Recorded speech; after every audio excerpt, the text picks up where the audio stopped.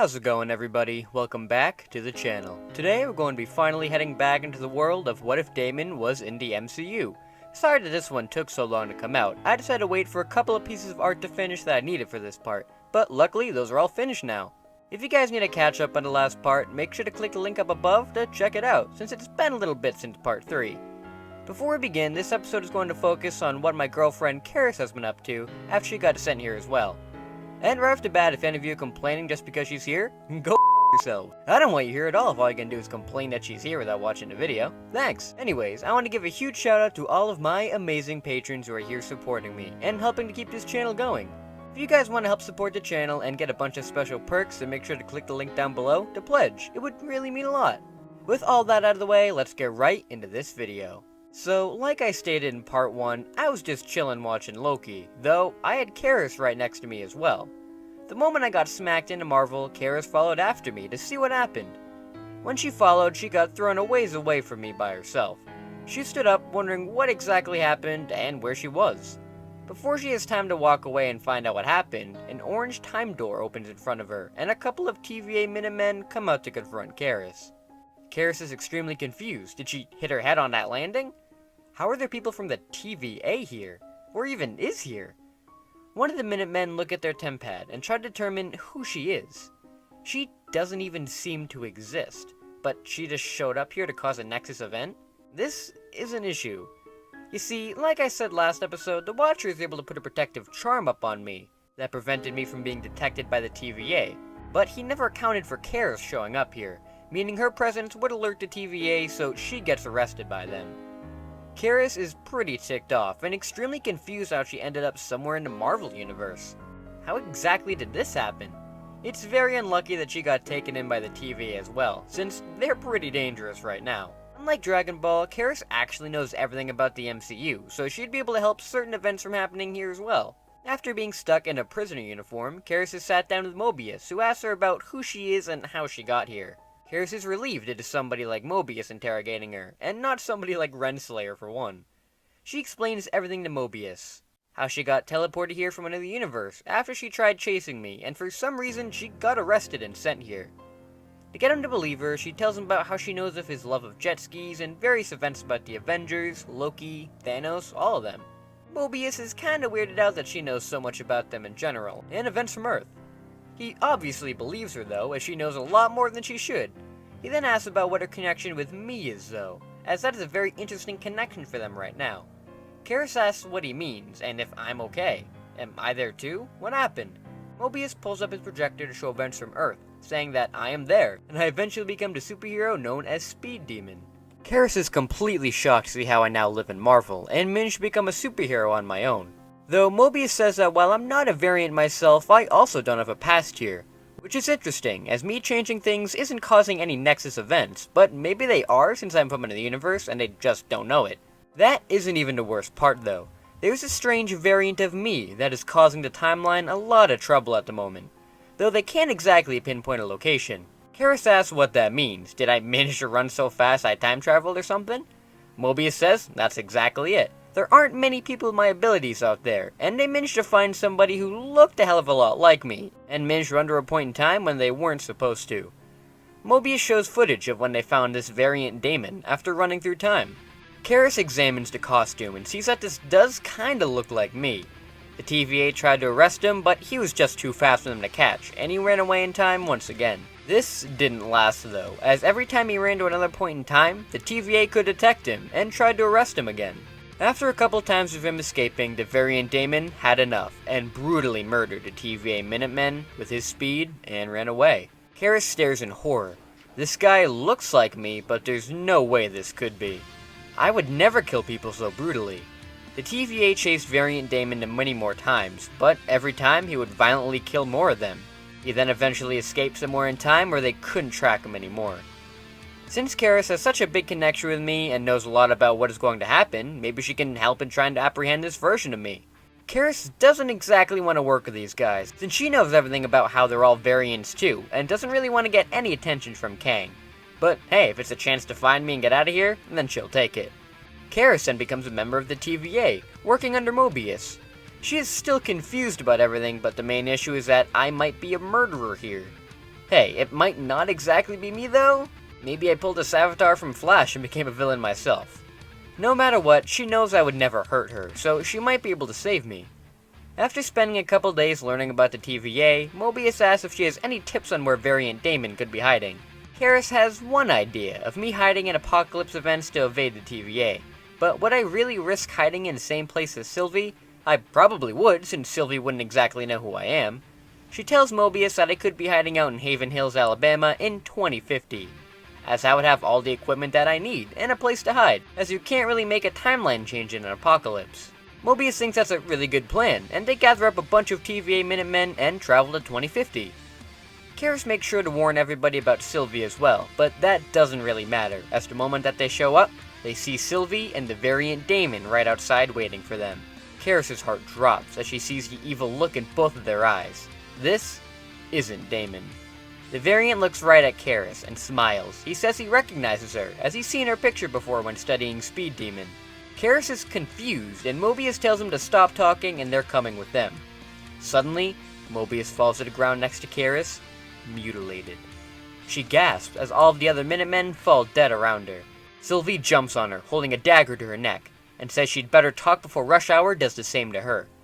Rush Hour? Is that this speedster's name? Caris says that she thinks he's referring to Speed Demon, which would be me, and that she's my girlfriend.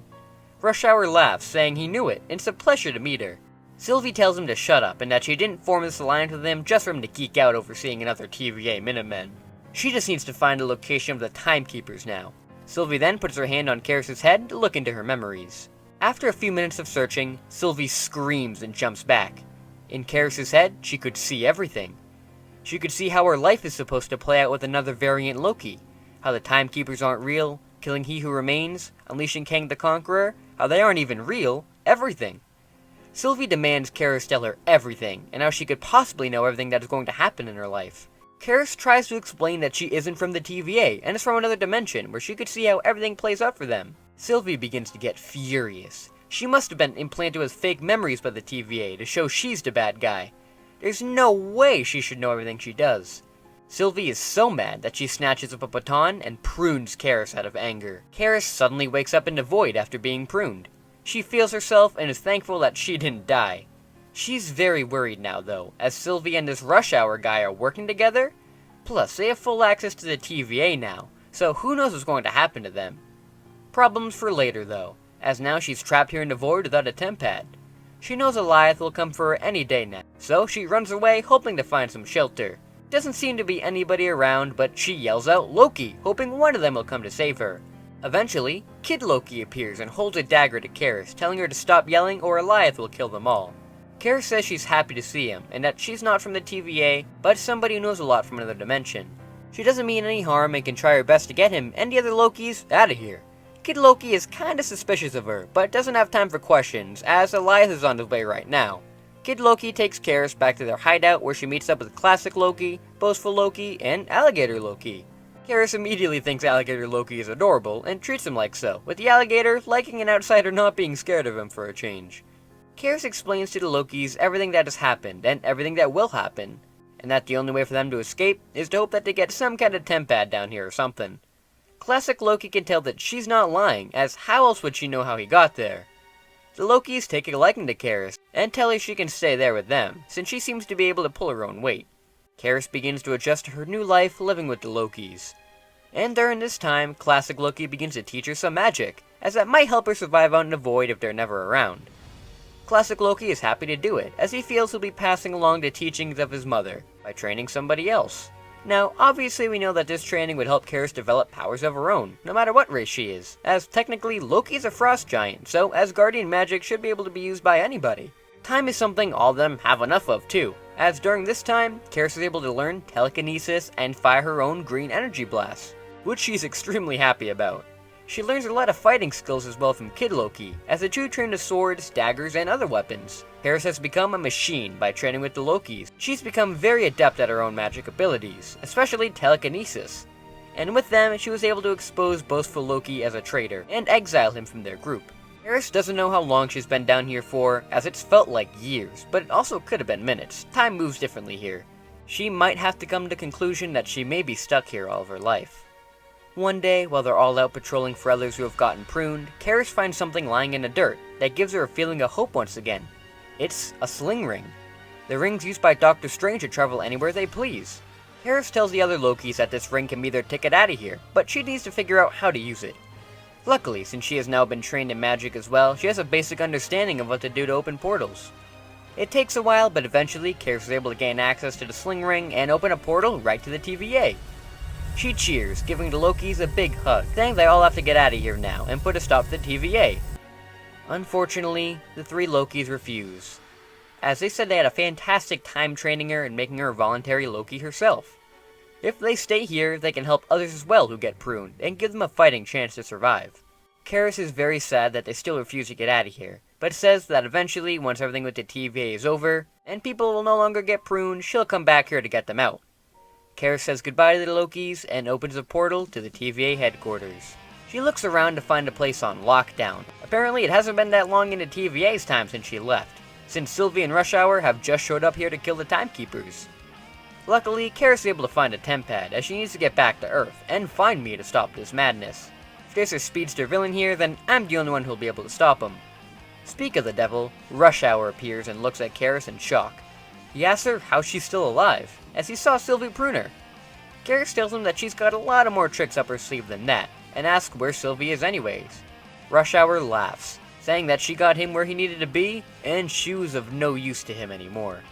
Caris' heart sinks. Sylvie is dead? She asks why he would do that, with him only to answer he needed to get the TVA out of the way, so he could travel a timeline freely and get the advice of his idol. With all of these Minutemen out of his way, he can finally do that. Sylvie was just going on about getting revenge on the Timekeepers and getting her life back, which was getting kind of annoying.